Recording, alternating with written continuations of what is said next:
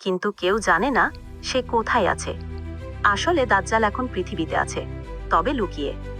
সে শহরের ভিড়েও হাঁটে, আবার মরুভূমির নির্জনেও বসে থাকে।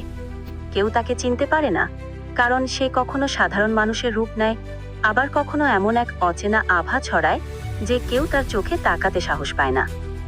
একটি প্রাচীন গ্রন্থে বলা আছে, দাজ্জাল শিকলবন্দী ছিল অনেক দিন, কিন্তু এখন সে ধীরে ধীরে মুক্ত। সে কারো সামনে প্রকাশ পায় না, শুধু মানুষের হৃদয়ে সন্দেহ, ভয় আর লোভ ঢুকিয়ে দেয়। কেউ হঠাৎ পাপের পথে ঝুঁকে পড়ে, কেউ মিথ্যার কাছে মাথা নত করে। সবই তার অদৃশ্য ছায়ার খেলা। পৃথিবীর এক অচেনা কোণে, লোহা আর পাথরের গুহায় সে এখনো অবস্থান করছে। সেখানে হাজার হাজার বছর ধরে অদ্ভুত কণ্ঠস্বর প্রতিধ্বনিত হয়। তার এক চোখ নিভে গেছে, কিন্তু অন্য চোখে আগুনের মতো লাল আলো জ্বলে। রাতের গভীরে সে নীরবে বলে ওঠে, আমার সময় আসছে। মানুষ জানে না, প্রতিটি যুদ্ধ, প্রতিটি মিথ্যা, প্রতিটি লোভের পেছনে তার এক টুকরো ছায়া আছে। কিন্তু এখনো সে পূর্ণ শক্তি নিয়ে প্রকাশ পায়নি, কারণ তার সময় একদিনে আসবে, যেদিন পৃথিবী সবচেয়ে বেশি মিথ্যার পার্থক্য মানুষ বুঝতে পারবে না। মানুষ তখন যন্ত্রের কাছে মাথা নত করবে, অর্থের পেছনে ছুটবে, আর ভালোবাসাকে ভুলে যাবে। সেই সময়ে দাজ্জাল প্রকাশ পাবে, এক চোখের আগুন নিয়ে।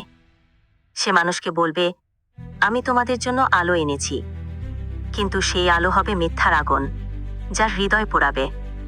সে বলবে, আমি তোমাদের জন্য শান্তি এনেছি, কিন্তু সেই শান্তি হবে রক্ত আর বিশ্বাসঘাতকতার উপর দাঁড়ানো। মানুষের অনেকেই তাকে অনুসরণ করবে, কারণ তাদের চোখ অন্ধ হয়ে যাবে লোভে। কেউ ভাববে সেই সত্যের দূত, আবার কেউ তার ছায়ায় হারিয়ে যাবে।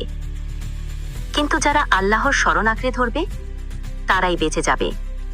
কারণ প্রাচীন গ্রন্থে বলা আছে, দাজ্জাল যত বড় শক্তি হোক না কেন, তার ছায়া টিকতে পারবে না আল্লাহর নূরের সামনে।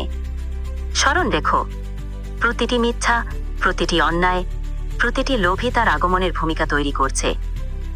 যেদিন পৃথিবীর সবচেয়ে অন্ধকারে ঢেকে যাবে, সেদিনই সে প্রকাশ পাবে পুরো শক্তি নিয়ে। আর সেই দিনই হবে মানুষের জন্য সর্বশেষ পরীক্ষা। আবার গ্রামের ধুলোমাখা পথে হাঁটে, মানুষ তাকে দেখে কিন্তু চেনে না। তার চোখে এক অদ্ভুত শক্তি আছে, যা সরাসরি তাকালে মানুষের হৃদয়ে সন্দেহ ঢুকিয়ে দেয়। কেউ ভাবে দাজ্জাল দূরে আছে, কেউ ভাবে সে এখনো জন্মায়নি, কিন্তু আসলে সে এখানে, মানুষের মাঝেই, মানুষের রূপ নিয়েই। শুধু সময়ের অপেক্ষা, যখন সে নিজের আসল চেহারা প্রকাশ করবে, তখন পৃথিবী কেঁপে উঠবে, মানুষ বিভ্রান্ত হবে, এবং সত্যিকারের ঈমানদাররাই তাকে চিনতে পারবে।